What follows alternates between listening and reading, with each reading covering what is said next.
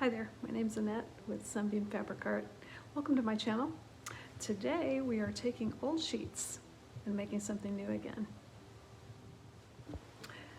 These blocks that I made this quilt top out of are crazy quilt blocks. What I did was take my old sheet, which is this beautiful sunshiny green and yellow fabric, cut those into 5-sided shapes and added on fabric to make crazy quilt blocks. I added some trims on some of the blocks. I did a little bit of decorative stitching, not too much. I mostly focused on trims like this beautiful lace here, and I just went crazy with it, and we have this beautiful quilt top all finished.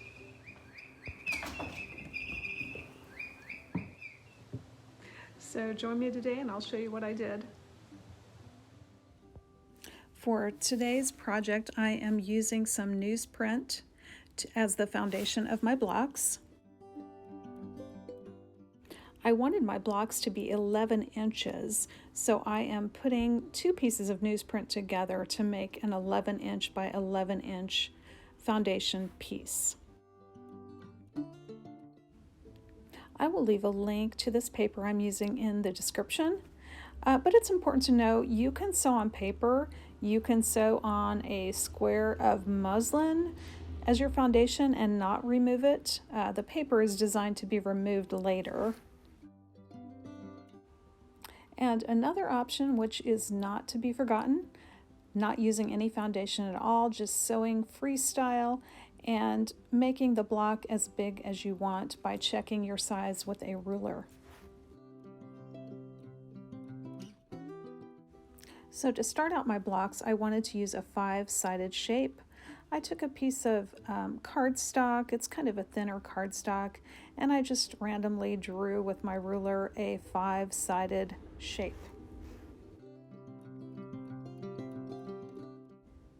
I just made sure that my shape was significantly smaller than 11 inches square.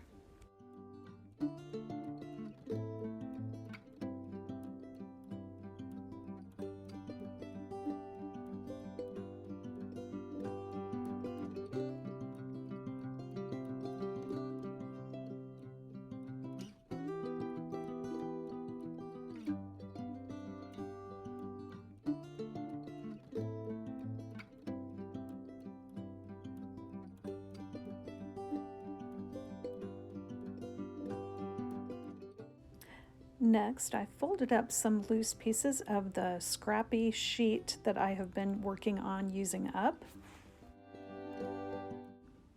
Next, I simply laid that cardstock template pattern on top of my fabric and used my ruler to cut around those edges.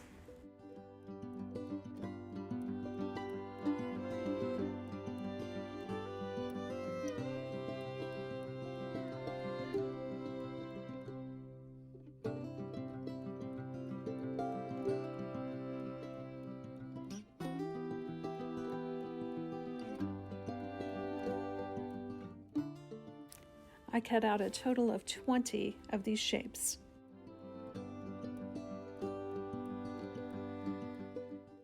Next, I looked in my stash for some pieces that I didn't really have much left of, and then I also got some scraps out of my scrap bin.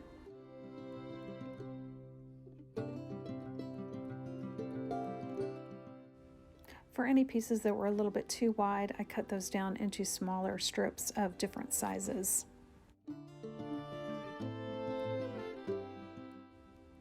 I sorted these fabrics into various color families. I also took a look at my ribbons, lace, and trim stashes so I could see if there was anything I wanted to use.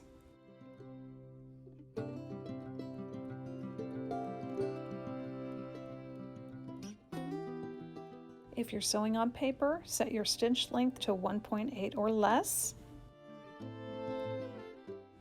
For step 1 of my block, I laid my 5-sided shape down on my foundation. Then I added a color strip right sides together to one of the 5 edges.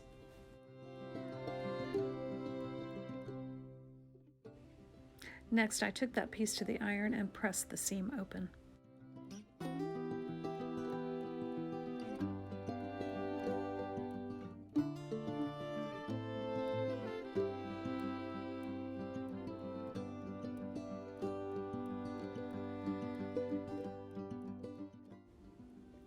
did choose to sew some of my lace onto some of my blocks. I didn't do it on every single one, but I used the 1.8 inch seam length to do that, to make sure that I would be able to tear off my paper when I was done. If you are using no foundation or a muslin type foundation, you don't have to worry about stitch length because you do not have to worry about ripping paper later. So if you're planning to do some decorative stitching on your blocks, I would recommend not using a paper foundation. So we will continue sewing strips around our inner shape. Now I wanted to tell you about a little shortcut you can use. You do not have to do one side at a time. You can do opposite sides 2 at a time if you like.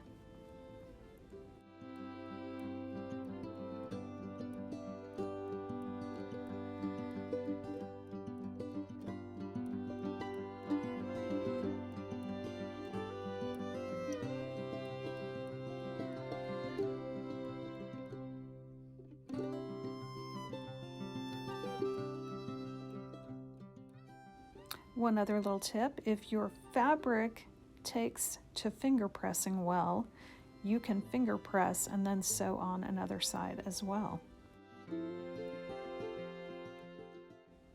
Any little tip I can use to speed up the process is a good tip for me.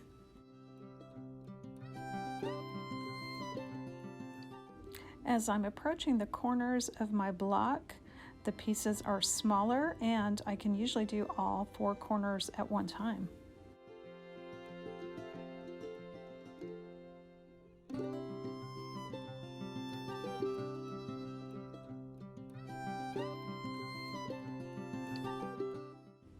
And finally, I have a pile of 20 finished blocks that need the paper ripped off, and then they need to be trimmed.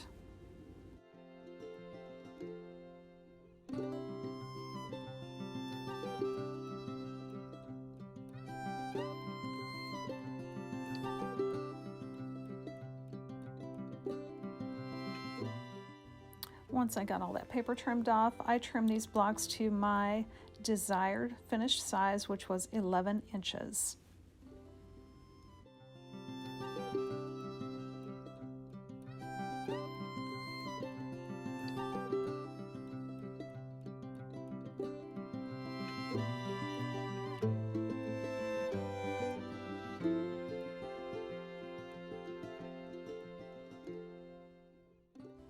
I took a look at how these blocks look together and I decided to use sashing.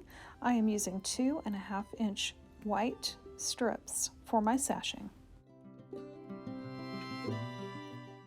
So to start the sashing process, I sew the 2.5 inch strip to one side of each block. Because these blocks are going to be laid out 4 by 5, 5 of my blocks will also need a 2.5 inch strip on the left side as well. I sewed 4 blocks together to create each row.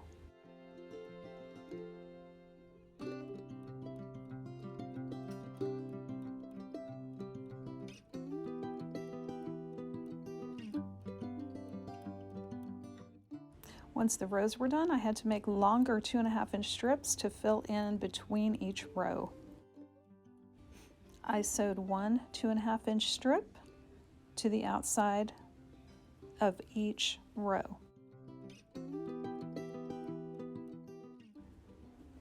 And one of my rows had to have a 2.5 inch strip on both sides. So before sewing these rows together, I matched them up and then pinned them in place. The way I matched these up was first I went to the sashing lines and I matched those up by folding back so I could make sure they were actually lined up.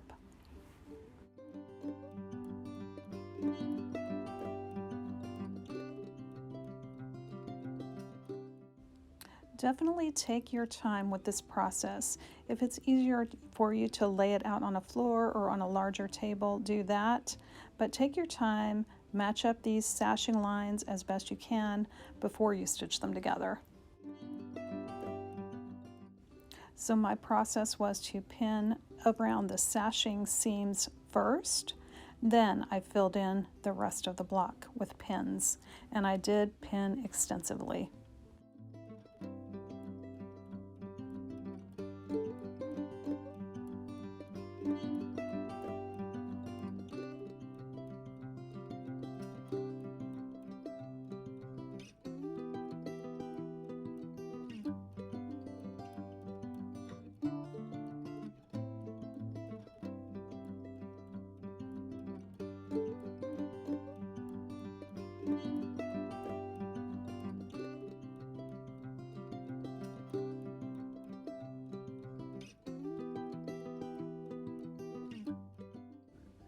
Once my rows were pinned, I sewed 1 row to 1 row. Then I sewed 2 rows to 2 rows, and then I sewed the 5th row onto that.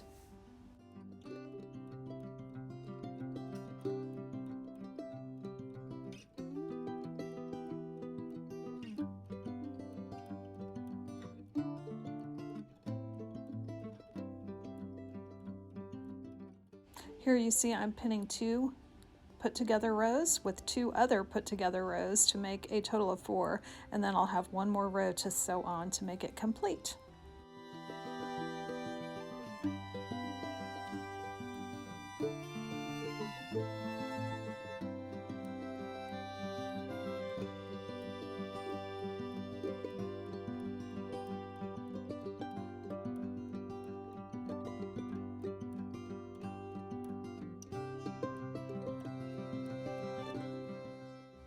Thanks for joining me today for this fun project. It really turned out bright and colorful, and I just love that. If you're enjoying my channel, please subscribe, hit the like button, and if you click that bell icon, you will get notifications when I post new content. Most of all, have fun with your sewing, and I hope to see you back real soon.